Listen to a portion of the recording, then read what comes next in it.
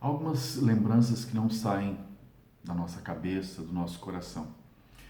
Quando eu era criança, na catequese, depois de falarmos sobre solidariedade, sobre fraternidade, sobre partilha, a catequista nos deu uma missão. Ela disse que nós escolhêssemos, né, um grupo de pessoas, talvez uma família, alguém que estivesse numa situação de vulnerabilidade para que nós pudéssemos partilhar um pouco do que nós tínhamos. Minha irmã, uma amiga e eu decidimos que levaríamos um café da tarde para um grupo de idosos num asilo próximo da nossa paróquia. Nós, crianças pobres, partilhamos aquilo que nós podíamos partilhar. Me lembro que nós compramos aqueles biscoitinhos, na época chamados de milhopan, em Goiás, bolachas creme cracker, salgadas, e fizemos um suco de caju. E lá fomos nós, numa tarde de domingo, para partilhar com os idosos o café da tarde, o café que nós podíamos oferecer. Quando eu cheguei, quando nós chegamos ali de frente do asilo, que nos abriram as portas, que vimos o tanto de idosos que tinha, eu fiquei apavorado, porque eu notei que o número de idosos era desproporcional ao número, né, ao tanto de comida que nós tínhamos. Então fiquei bastante preocupado e no meu coração de criança eu me lembrava da passagem do Evangelho onde Jesus multiplicava os pães. Eu pedi então, com o meu coração de criança, que Jesus multiplicasse aquele milho pão, aquelas bolachas e aquele suco. E para minha feliz surpresa nós começamos a distribuí-los, mas mais do que isso, trocar os sorrisos, conversar com os idosos, interagir com eles, e para a minha felicidade, a nossa felicidade, nós pudemos então dar pelo menos um pouquinho daquilo que nós tínhamos levado para cada um dos idosos. E o que eu aprendi com aquela experiência? E é a mensagem do Evangelho deste domingo, o Evangelho de São João capítulo 6, versículos de 1 a 15. Onde há fraternidade, onde há solidariedade, onde há partilha, há a multiplicação de toda sorte de bens. Esta é a grande mensagem do Evangelho de hoje. Jesus, nesse Evangelho, é apresentado como um novo Moisés, que se preocupa com a fome do povo. E é importante lembrar, Jesus se preocupa com a fome do povo, a fome material, inclusive. Uma fome que é uma fome de sentido, de felicidade, de plenitude, mas que inclui também a fome do pão. Eu costumo dizer, repetindo uma frase que eu ouvi, não sei onde, que quem está com a barriga cheia não acredita que existam pessoas passando fome no mundo. E existe. Enquanto nós estamos falando aqui, milhares e milhões de pessoas estão passando fome, inclusive crianças.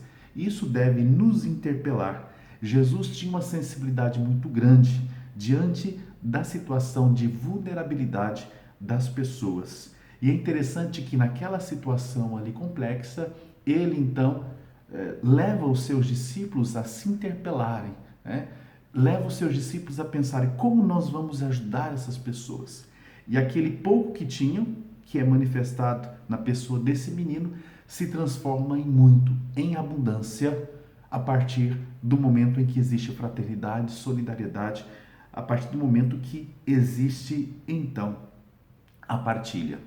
Então, esse ensinamento de Jesus é muito importante para nós, que muitas vezes nos sentimos frágeis, muitas vezes nos sentimos pobres. Deus é capaz, na nossa pobreza, fazer multiplicar os nossos dons, para socorrer aqueles que mais necessitam.